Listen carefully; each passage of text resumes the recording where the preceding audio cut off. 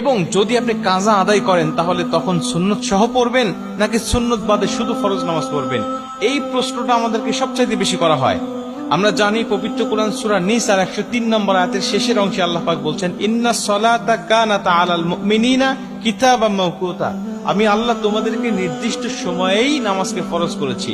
নামাজ নির্দিষ্ট সময়ে ফরজ, কিন্তু আপনি নির্দিষ্ট সময় যদি না পড়তে পারেন কোনো জরুরতের ক্ষেত্রে, তাহলে আপনি কি করবেন? যেমন আমরা জানি ফজরের নামাজটা কখন পড়তে হয়? সুবহে সাদিক থেকে সূর্য উদয় পর্যন্ত, এটুকু ফজরের নামাজের সময়। এর পরবর্তীতে পড়তে গেলে আপনি কাজা পড়তে হবে।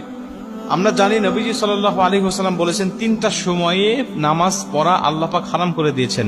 1 নম্বরে সূর্য উদয়ের সময়, 2 নম্বরে সূর্য যখন একেবারে ঠিক মাথার উপরে থাকে, হেলে যতক্ষণ না যায়, এবং 3 নম্বরে সূর্য অস্ত যাওয়ার সময়। এই 3টা সময় নামাজ পড়া যায় না। এবং রাসূল সাল্লাল্লাহু আলাইহি ওয়াসাল্লাম বলে দিয়েছেন যে যদি ঘুমের কারণে অথবা